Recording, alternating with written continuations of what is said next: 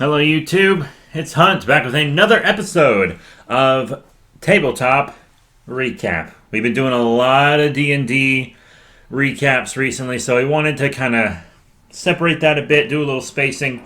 So today we're actually going to give our first impressions of the Warhammer 40K Tabletop Miniatures game. We got Big Boy Chungus here with us, as usual. Wow! And he'll probably do... I feel like he's been doing most of the talking pretty much every single episode, because he's the DM for Descent into Avernus, and he's the one who's kind of big into Warhammer. It's something we'll be playing in the future and doing bigger videos on. Well, videos if you're watching this on YouTube. If anywhere else, it's podcasts. But, yeah, we are going to play this. I'm not going to spend a dime on it because I spent a ton of money on HeroClix and nobody played with me. Nobody would play with me. Spent a ton of money on Call of Cthulhu, 7th edition. Nobody will play with me. I'll play with you. You just can't find anyone else to play with you. Yeah, but so G and Big Boy Chungus here have gotten big into Warhammer. G more than me. I mainly got a small set just to, interact with him a little bit more. Well, he's the only one that can afford it. Yeah.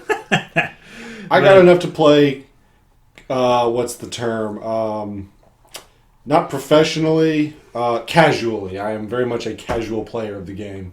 G is the one who's got like a whole group down where he lives that he plays with regularly. Yeah, if you live in an urban area with like a gaming store or something, it's very easy to find a Warhammer group. It's a very, very, very, very popular game. So yeah, we're gonna try to get into it a bit more now. So you're the one who's like a big lore guy. When it comes to all these games and stuff, I don't really care about lore at all. I'm not a lore guy. I find it exhausting to learn all this stuff, especially if I'm not, GMing or something. And even in Call of Cthulhu, I just use cryptids instead of Lovecraft's monsters, so I don't have to learn anything about them. Half their names are slurs anyway, so it's probably for the best. Yeah. But, so give us just a quick description of the world that the Warhammer 40K game takes place in. So it's referred to as the grimdark future of the universe, where everything in the Milky Way galaxy has evolved over the course of 40,000 years of evolution. Humanity has made numerous advances in both technology and biology so that they can compete and survive in a universe where everything else, both alien and known to them, has basically evolved to the point where they just consume or destroy everything. It's very much fantasy, where it has humans, elves, demons, and orcs all trying to fight for dominance and survival, but with a sci-fi, far-flung future twist. Yeah, it seems like lots of these games just refuse to be pure sci-fi. They're like, we have to have fantasy also. There are some definite sci-fi fantasy nods. Like, for example, I learned the other day that there are actually halflings and dwarves in the Warhammer 40K universe. However, they are just a subspecies of humans that have branched off and evolved given the environments of certain planets. Yeah, it's like Starfinder, but way, way, way more violent. Oh, yeah. Like, and the one thing and Connor, the trading card goblin, we've talked in private or off the podcast about this. The cool thing that's unique about this series... Because he used to play this back in the day. Mm-hmm. But he and his friends would use, like, army men because they couldn't afford the minis. Which I totally applaud. Yeah. It's a fun game. You can pick up and play whenever, but it's definitely expensive. But what I was saying earlier is that this is a series of games, sci-fi, fantasy, what have you, that does not have a clear good guy, bad guy, protagonist, antagonist. Everyone's just bad. Yeah, everyone's just kind of there. The humans, in their fight for survival, have basically turned into a race of Nazis. Orcs just live to destroy things. The demons of chaos do their own thing. And even the elves and other races that exist in this universe commit atrocities against other races because they're not them. Yeah. But I guess in a game where the focus is combat, who cares? But it's it's kind of weird. It can be straightforward to some degree, but then there's also a lot of complex stories and lore. I mean, there are like novels and stuff. There's a TTRPG for it. One of the big streaming services is currently working on making a TV show. Oh, really? Which one? I want to say it's either Netflix or HBO.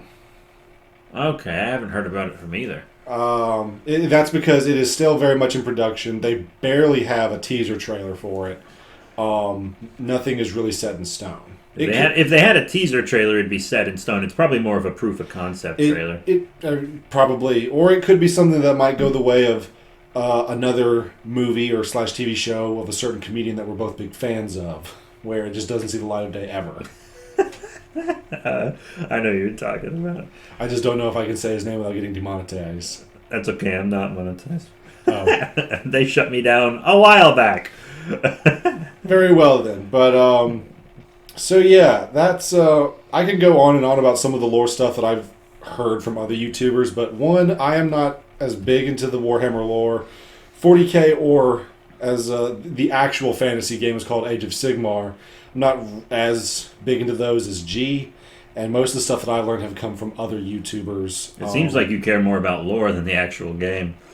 I love stories. That's one of the reasons I like D&D. It's fun to play the characters and use the mechanics to win conflicts, but I love stories. I've loved stories ever since I got into video games years and years ago.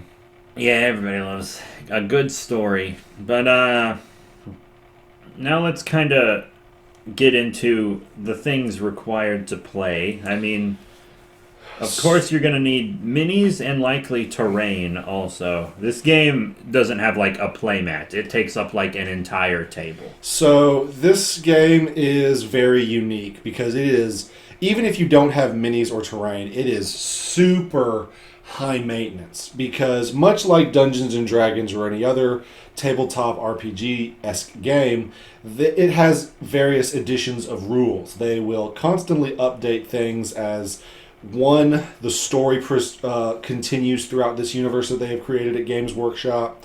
They will update things so that new players can get involved more easily, plus also to appease old fans of the game. It is very much evolving on a regular basis.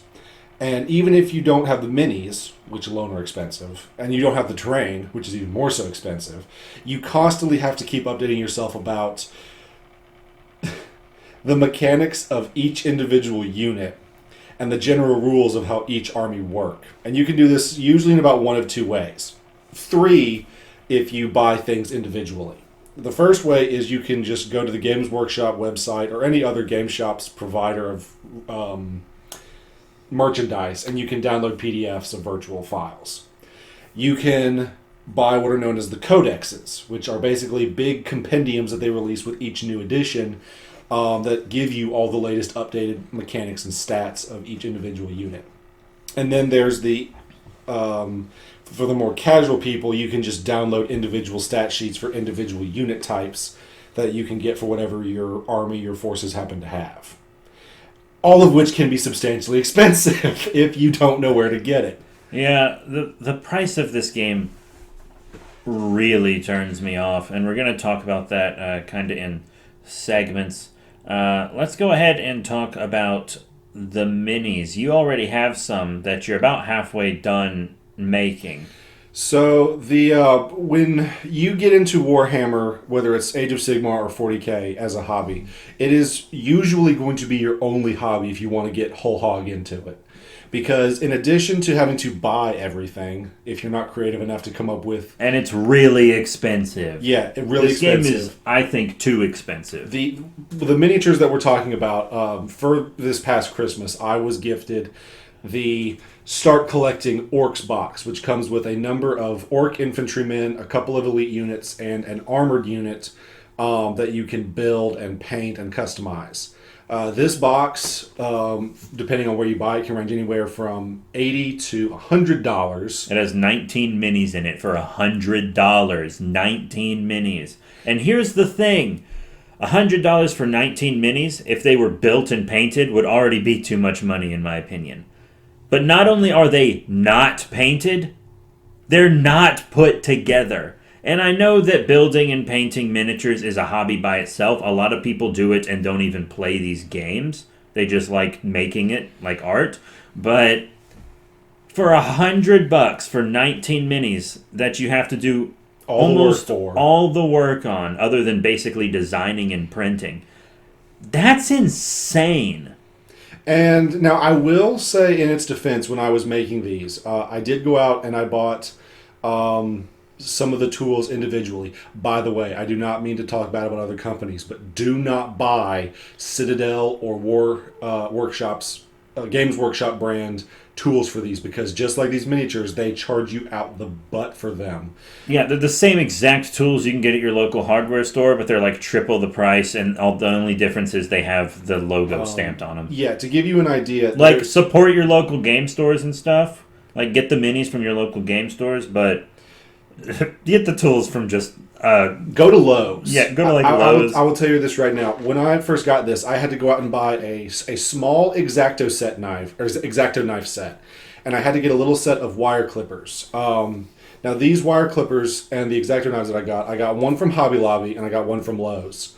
The X-Acto set cost me about $15, and it comes with like 3 X-Acto knife handles and a bunch of blades. And I got the clippers. They were like Craftsman or something. I got them for about $6. So that's about $21 worth of value for all the tools that I needed. To buy the exact same tools with the Citadel logo would have cost about $60 for just those 2 tools. This must be a really good game if they can get away with this nonsense. I mean, people will. There was one YouTuber I watched a while ago that said that people will actually go to banks and take out loans just to keep up with this hobby. I wouldn't do that. No way. But it can be very expensive, and that is very much a turnoff. But getting back to the argument we made earlier, my defensive argument for it is that while the miniatures are expensive, putting them together can be very therapeutic. That's pretty weird, because when I was watching you put them together a couple of weeks ago, you were like mad. Well, I was mainly mad because I wanted the glue to dry, and it wasn't drying as quickly. That wasn't. And then when it did dry, you realized you put the arms on the wrong orc, and you had to take the thing apart. But I mean, literally, like when I was still making these, I had a bad day at work. It was stressful, and I came home. I turned on some orcish themed battle music, and I just started constructing miniatures independently by myself, and it was very calming. Yeah, I can see the painting is calming, but putting them together seems like a chore. And that's the other that there are definitely more cons than pros with these. I do enjoy playing the game. I played a couple rounds with G. Oh, you have? Mm-hmm. I wasn't sure you played it all yet. Honestly. I haven't played with the orc miniatures that I got, but I got him a starter set that comes with 2 units from opposing armies that you can like practice with and stuff. And the practice rounds that I did with him were very fun. It was Space Marines versus Necrons, which are like necromancers versus, soldiers. But there were a few instances where I accidentally did glue a wrong arm to a wrong body part. And I hate that because, if I'm going to pay that much money for it, I don't want something that's going to involve risk in me creating. And looking back at it now, it's not a big issue. In fact, you can barely notice the mistake, but it's that immediate act of, oh, I messed up. That should not be something that pops into my mind when I get done paying a unnecessary amount of money for. Yeah, because not only was the set you have with 19 miniatures like $100, you had to buy the tools, you had to buy the paint, you had to buy all this different stuff. So it's probably closer to like 150 once you get everything. And that's one of the reasons why my miniatures... this one little set. This is like a starting set for the thing. Yeah, and one of my miniatures right now, they're not painted. They're fully assembled, but they're not painted. And I haven't painted them yet because I'm actually afraid... Of messing up your table? Of messing up the table, but also messing up the minis, because you have to... I've never painted miniatures before, so it's not necessarily Warhammer. It's just miniatures painting in general. But I don't want to paint on the primer and then have it glob up and get goopy and make a mistake somewhere that will just make it look like garbage. Because I'm not expecting these to look perfect, but I don't want these to look too bad. and especially after I got done paying so much money and putting so much effort into them to begin with. Well, next time G's in town, maybe you can do it with him, because I saw his painted Space Marines, and he did a fantastic job. That's what I spoke to him and about. that was his first time ever, and I was like, dude, that looks pro. He did a fantastic job on his Marines. I'm definitely waiting right now for him to make a stop back in town so I can pick his brain about painting strategies, because I'm not familiar with painting these at all, and like I said, I'm expecting to make some mistakes, but I don't want to make some that are, like, detrimental. As long as their faces are green, I think you'll be fine. Surprisingly enough, the paint is actually reasonably priced. Maybe that's the reason why people don't complain as much. Yeah. But those are my personal thoughts on getting into the game. I guess now, if we want to, we can start talking about some of the individual...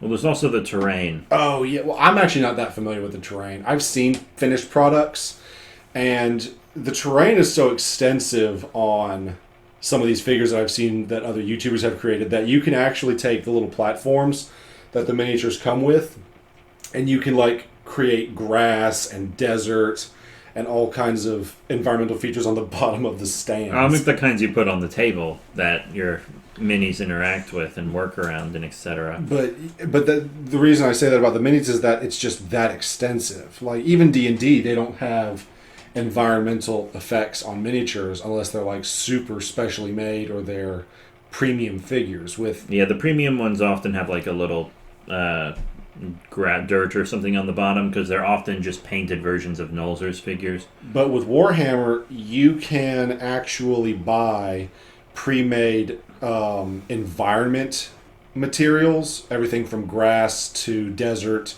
to mountains, and even, urban settings, like with steel and concrete. Yeah, and I don't even think you should get, like, specifically for Warhammer, like, licensed stuff. Because, like, you can get stuff from, like, hobby stores like Michael's or something, like, go to their diorama section or something like that, or you can go on the Etsy, and people have made, like, big rocks and stuff out of foam, and Etsy has a bunch of quote-unquote war gaming terrain. They mean Warhammer 40,000, but they don't put that in the title because they don't want it to get taken down.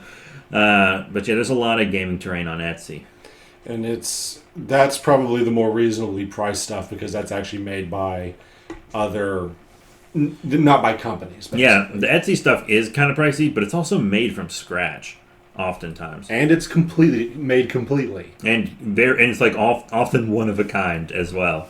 So you're not going to find it literally anywhere else, and it really makes your table unique.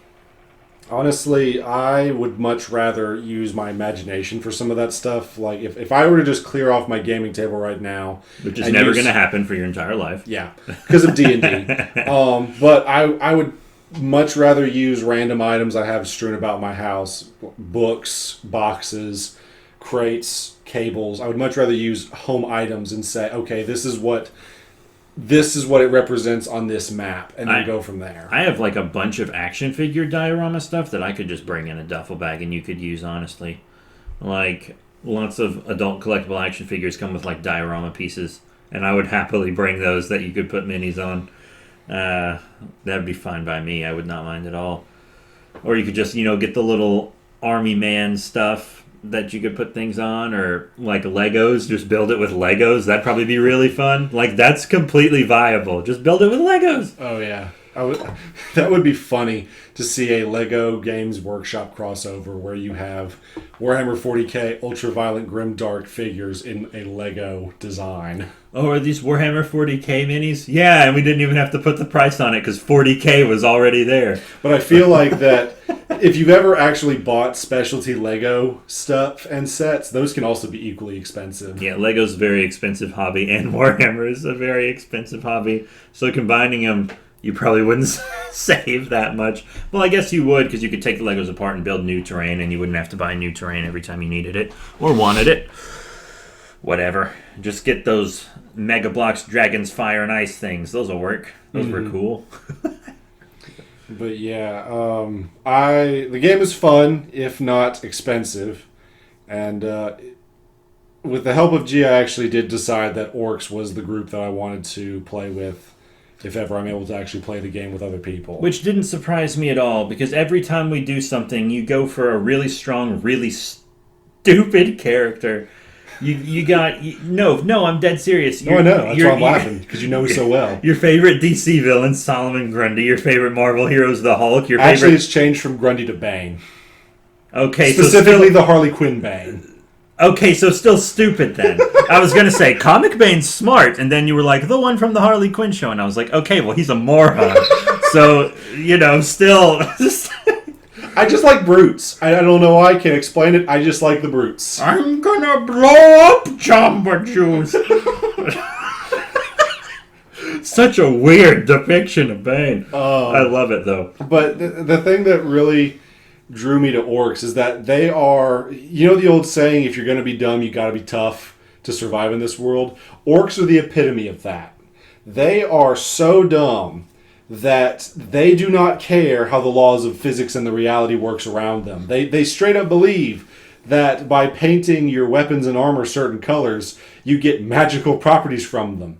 And through study from the other races, they have determined that these effects actually do exist. They're not just tribal bullcrap. But at the same time, none of the other races can understand how does this work. By painting a vehicle red, it should not go faster, yet it does. By painting a bomb yellow, it should not explode bigger, yet it does when it's in the hands of the orcs. I don't know, man. It's like in D&D, you got that fish person race where if they believe in a god hard enough, it'll come into existence. The Kuatoa, yeah. Yeah, that's what they're called. I'm definitely going to have a homebrew with them as a main bad guy. I wanted to call them the Krakatoa, like Squidward's superhero persona. Krakatoa! Oh. But yeah, the orcs are literally the only reason why the orcs haven't taken over the 40k universe, according to most theorists, is because they literally just live to fight. And if they kill everyone in the known universe, then they have no one else to fight. So they will literally... try to dominate an enemy, and if it turns out to be too easy of a fight, or if the enemy they're fighting is too close to being eradicated, they will actually let them go to regather their strength just to fight them again later on. Yeah, so tell me about the gameplay itself, because I didn't know you'd played a practice session, because I knew you didn't build these until he left back to where he lives after Christmas. Yeah. So I'll try and break this down simply. One, because there's a lot of rules, and two, I'm not the most knowledgeable person on every single rule. But basically, it is similar to a TTRPG. Not TTRPG. What's real-time strategy, where you have units of an army that move in real time, and as the commander, you can tell them where to go, what actions they're supposed to do, while trying to either defeat your enemy on the table or try to complete an objective before your enemy. Just like other role-playing games, there are a lot of ways that you can play Warhammer 40k. You can play capture the flag mode, you can play domination, you can capture strategic locations and items along with other game modes besides just kill your opponent. It's very versatile in your style of gameplay. That's one of the things I think drew my attention to it to begin with, is because it's not just, here's your army, there's their army, go kill them. You can do other things. And even though orcs are the dumbest race out of all of them, even they have, strategic know-how besides just eradicating the enemy. I do gotta admit, these minis have a good sculpt, too. They're cool-looking minis, I'll give them that. Even though they're overpriced. But there are varieties in the types of units. If I remember correctly, G told me that there is a point system that is recorded in the codexes or instructions for each race. Like, for example... Yeah, each mini takes up a certain amount of points. You've got... I'll use my orcs, for example. You've got the lowest level infantry, which cost, minimal points.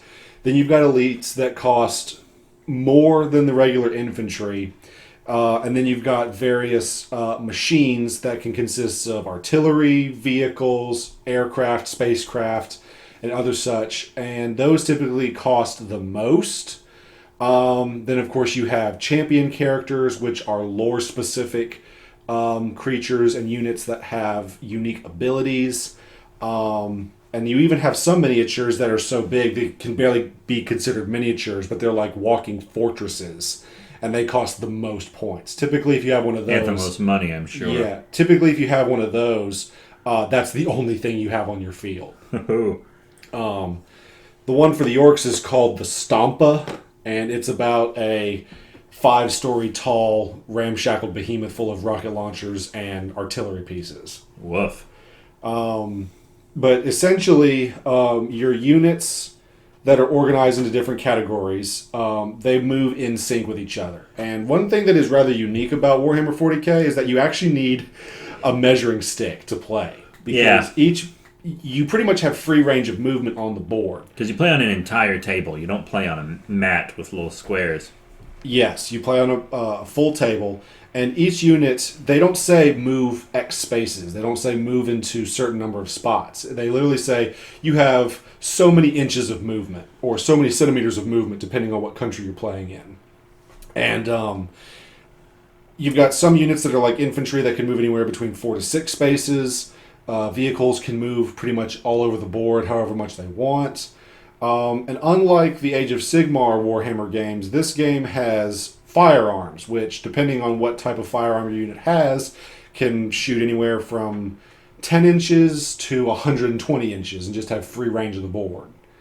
So that really opens up for more strategy and battle tactics. But all of the units have to stay a certain distance between each other. So, like, you can't just have if you've got a single unit of infantry, you can't just break them off into 2 infantry units. They have to stay within 5 inches of each other or so. I don't remember exactly how many inches it is, but basically it's called... This is just a first impressions episode. Yeah, so I'm not going to break up the TTRPG stuff, so... Yeah, I think it's called unit cohesion, where you have to keep your units within... Your individual units a certain distance apart from one another. So, like, for example, if I've got 10 infantry units and a vehicle and a champion, the individual units do not have to stay within a certain distance of the champion or the vehicle. But you can't have your 10 units break up into 5 units, because that would break unit cohesion. It sounds weird and should sound like it's doable, but that was something I was told by G and a couple YouTubers who play the game more regularly. Yeah, I haven't watched a single YouTube video on this stuff because, to be honest, I'm not that interested. And you seem to be really into it, but I have almost no... I don't care if I ever play, to be honest, because it's so expensive. Like, there's no way I could ever afford this game without dropping other hobbies, and I don't want to do that for sure. But also, like... And that's saying a lot, because the kind of tabletop miniature, like, war strategy games, like Star Wars miniatures and Dungeons & Dragons miniatures, which I believe we did review, actually, like, that's actually my favorite type of tabletop game, not TTRPGs. I know that's what we talk about the most, but my favorite type of tabletop game is actually the type we're talking about right now. And I have no interest in this game. I know it seems like devil's advocate, but it's not. I really just... The price turns me off. You have to basically have days of effort before you can even play. Hundreds of dollars. It's like, is it worth it? And one thing that also I can understand to an extent why they do this, but so much... Because they want money, yeah. Exactly. Actually, no, that is the point with this argument I want to make, is they won't just make a bunch of miniatures for in a certain edition, and then you know how, like, with D&D, when they come out with a new module, they have all of the miniatures set aside, say, here's what you're going to get, here's what we're looking at, go for it, right? With Games Workshop, they very much follow trends. They will print the most, whether it's miniatures or codexes, they will print out what is most popular at the time. That's why there are so many different factions, groups, miniatures, and paint options for the Space Marines and the Chaos Forces, because that's just what everybody likes. Basically, there's about 12.5 different orc sets, and that's just because, while the orcs, in my personal opinion, they're my favorite, they're a niche group. So you have to be really creative if you're going to get into one of the other factions like the Orcs or the I forget what they're called, but they're basically space elves, because there's just not that many miniatures to really customize what exactly you want. Yeah, I can kind of see why the orcs are less popular, because they do seem to have the least amount of like diversity and just things in their backstory. To be honest, There are different factions of orcs. Like, for example, the orcs that I wanted to make for these, as shown by various totems, is the Bad Moon clan. But there's only like 5 or 6 clans, and really the only difference between their strategies is the color that they choose to paint their equipment, and do they prefer to use guns or weapons or vehicles. Very, very basic differences. guns are weapons, but Guns. martial weapons. You mean? Well, yeah, melee weapons. Guns, Yeah. melee weapons, or vehicles is their bread and butter. But they're not very diverse other than that. And it kind of makes me a little bit sad because it shows that, or they will show more love to certain groups than others simply because they're trying to make the most profit based on trends. And I guess you can't blame a company for trying to profit. That is the point of companies. No, but it is. I'm But not also, blaming them. Sorry, but also if most people can't afford your game, like, are you losing money then? It seems like they're going for a few people spending just a ton instead of a bunch of people spending a moderate amount. Yeah, that's one of the reasons why while I am getting a little bit into Warhammer, Dungeons and Dragons will still be my go-to game of choice because they do make it very accessible for a variety of people to play. Yeah, you can play Dungeons and Dragons on low budget. Like, you can play Dungeons and Dragons with just character sheets, rule books, and that's it. And you can custom tailor Dungeons and Dragons to your playstyle. Like, I know there are YouTubers out there who do everything completely virtual between D&D Beyond and things like World Anvil and various other softwares that allow you to do all this virtual stuff. I personally, I don't use all of that stuff. I am very comfortable with using hard copies of the books and using simple software like Microsoft Offices and Google Docs to get all my stuff done. A little bit of virtual stuff just for organizing the paperwork, but I love the feeling of pages in my hand. But Yeah, and if but your computer's not working one day, then you still, have it. yeah, I still have some physical notes that I've made, and I've still got the books. Dungeons and Dragons has made it so versatile and so... You okay? My throat's just a little scratchy. Take a sip of... Yeah, I'm water trying there. to drink my tea here. But they make it so accessible in Dungeons and Dragons, whereas Warhammer is very niche, very specific, and very demanding. Yeah, I just don't see myself getting into this game. That's not to say I won't enjoy playing it, because honestly, I probably will. It is very fun, but it is a lot of work for a small payoff. And Yeah, if I'll you let don't- you guys do the work. The only work I want to put into it is probably learning the rules, and then I'll be good. And honestly, I did have this whole list. Like, when G was first introducing me to the game, I had, like, this whole list of, like, ooh, this miniature looks cool. Ooh, I want to possibly get that. This will be fun. And then I actually got done building my first set of orcs. And I'm like, the novelty's kind of worn off. I don't know if I want to put in that much effort. Like, I actually cut myself multiple times. I literally put blood into making these.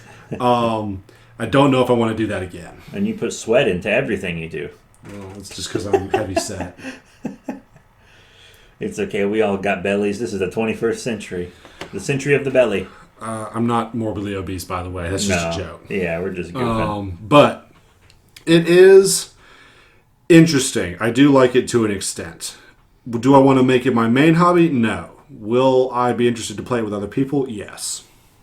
Yeah, this is just something that I'll play when other people want to play, but even if I really enjoy it, there's no way I'm buying these and doing all the work. My cat will destroy them anyway, I'm actually more than happy just to sit back and listen to lore videos and read books about this stuff, because the lore actually is very impressive. It's what would a future look like if humanity became super powerful, but at the same time had to fight other beings that were equally powerful, if not more powerful, just to survive. Kind of fascinating. Yeah, I'm not a big lore guy. That's a lot of work. That's a lot of work. Well, when you got all these YouTube videos, it's no different than like listening to an audiobook in your car. Yeah, but also I have Audible, so I'd rather spend the time actually listening to audiobooks in my car. On the way here today, I listened to audiobooks in the car. So, gotta make that $14.99 a month worth it. But yeah, anything else you're interested in discussing about these? I think I've ranted enough about what I like and don't like. Yeah, I mean, once again, this is my favorite kind of tabletop miniature game, so I'll probably enjoy it. I think the miniatures are sculpted pretty well. They do look cool, but I can't see myself putting this much money and work into it. Like, I'd have to stop reading comics and collecting other stuff, and I'm just not going to do that. Totally I'm just not going to. I'm not going to. Yeah, that's probably it for today's episode. We kind of just wanted to do this first impression segment because it might take us a while to do full Warhammer 40k videos, especially since I'm not really trying to get into it. Ooh, I need to go so I can get some more drink. I'm actually out of tea. But, yeah, we just wanted to break up kind of the Dungeons & Dragons stuff. Because remember, several months ago, we were like, man, we don't want this to become a Dungeons & Dragons only podcast. And it kind of has been that for the past few months. And I just really wanted something non-D&D. And even non-TTRPG, to be honest.